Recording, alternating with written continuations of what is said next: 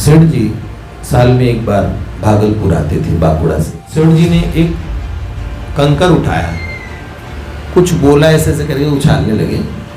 उस कंकर को ऐसे उछाला, उछालते वो कंकर उस वाली जमीन के हिस्से में चला गया। जो 5.5 महीनों में नहीं हुआ, इस 7 दिन में थोड़ी हो जाएगा।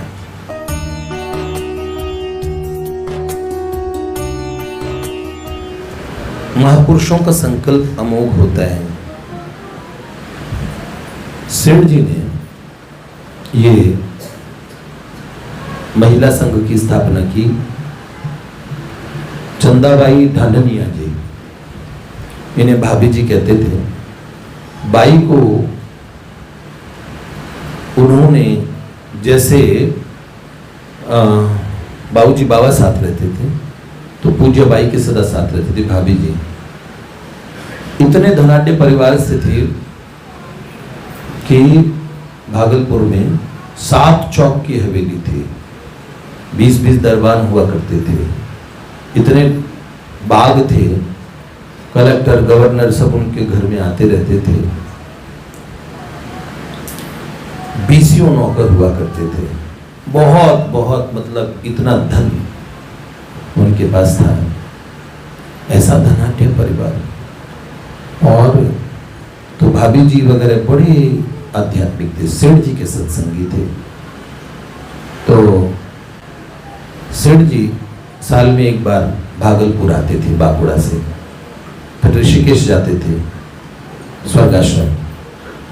तो जब सेठ जी वहां गए तो भाभी जी के घर में उनके ससुर जी बड़े रसूख वाले थे, तो सेठ जी का स्वागत उन्होंने किया। तो सेठ जी को जब प्रसाद पाते थे सेठ जी, तो सेठ जी 3 वस्तु ही ग्रहण करते थे। तो अब उन्होंने दही बड़ा बनाए, दाल के बड़े और दही में दही बड़े बनाए। अब एक सब्जी हो गई, एक रोटी हो गई, और वो क्या कोई अमरस या कोई ऐसी चीज हो, तो चौथी चीज हो गई। अब चौथी चीज होते ही सेठ जी 4 चीजों में से पूछते, भाई चंदा इनमें से 3 में से कौन सी खाऊं और कौन सी छोड़ दूं?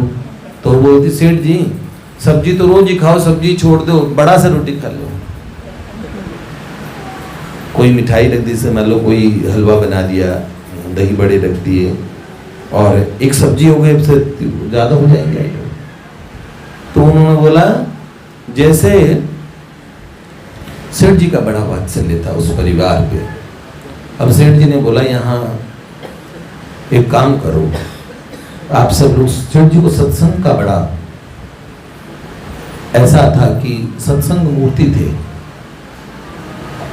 पूज्य सेठ जी।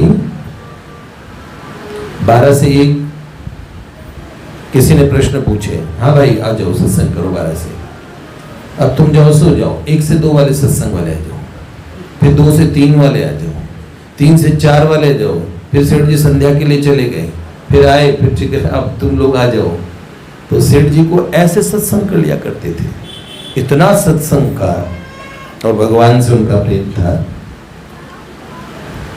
तो परम पूज्य सेठ जी ऐसे सत्संग में नहीं थके वो, वरना तो एक कॉमन सत्संग सबका होता था कि भाई सत्संग में जा रहे हैं सब लोग। लेकिन जब सत्संगियों की बहुत भीड़ होती थी तो सेठ जी रात भी नहीं देखते थे, दिन भी नहीं देखते थे।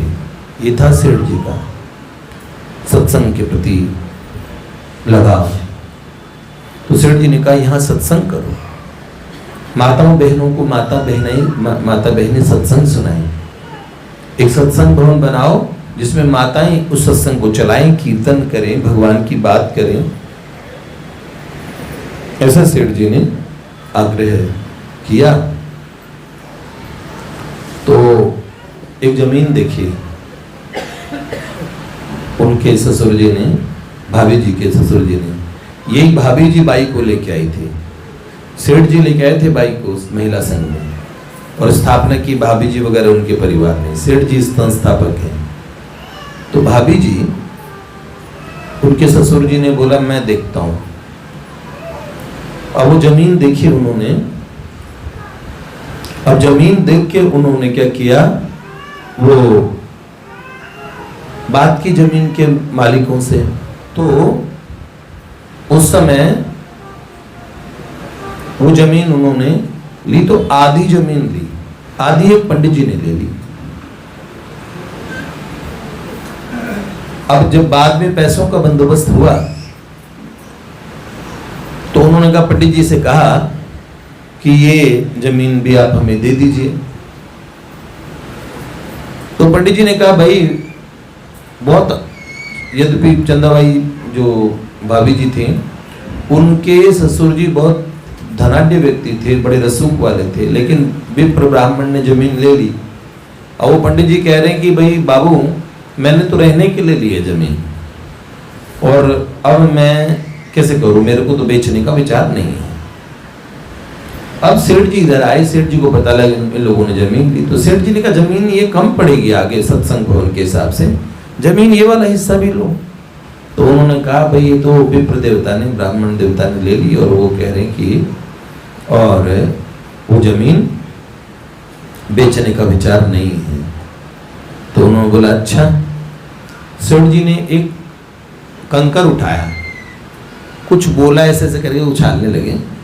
उस कंकर को ऐसे उछाला, उछालते वो कंकर उस वाली जमीन के हिस्से में चला गया। सेठ जी ने बोला, हाँ भाई बात है, मोटा मोटी आ जमीन 6 महीना में आपनी हो जाती, 6 महीने में जमीन हमारी हो जाएगी, 6 महीने में हमारी आपनी हो जाती। जैसे बोला तो उन्होंने, पंडित जी साफ मना कर, भाई मैं यहाँ रहूंगा, मेरा अपना रहने का विचार है, मुझे बेचना नहीं। सेठ जी ने बोल दिया। अब भाभी जी इतनी खुश हो गई, उन्होंने बोला, जमीन हो गई, 6 महीने बाद अपनी है। पर ससुर जी, उन्होंने पंडित जी से बात की थी, पंडित जी का दृढ़ निश्चय देख के उन्हें कोई उम्मीद थी नहीं। 2-3 महीने बीते, उन्होंने बोला, भाई चंदा, जमीन की तो कोई बात को नहीं। सेठ जी ने बोला, 6 महीने में जमीन अपनी हो जाती।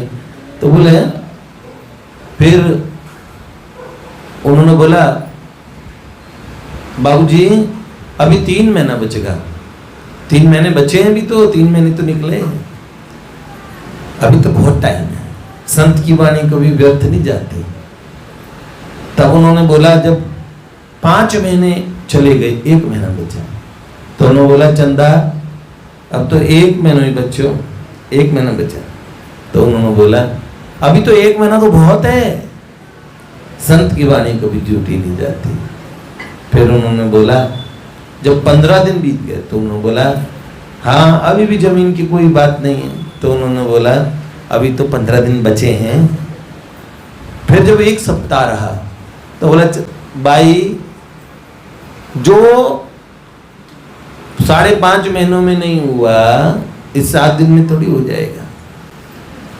तो उन्होंने बोला, अभी भी 7 दिन तो बहुत होते, 7 दिन में तो प्रलय आ जाती है बहुत।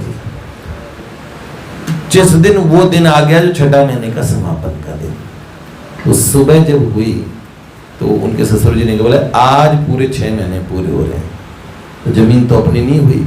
तो सेठ जी ने जो पत्थर उछाला था वो, तो उन्होंने बोला, बाबूजी अभी तो पूरा दिन बचा है, शाम को होते होते।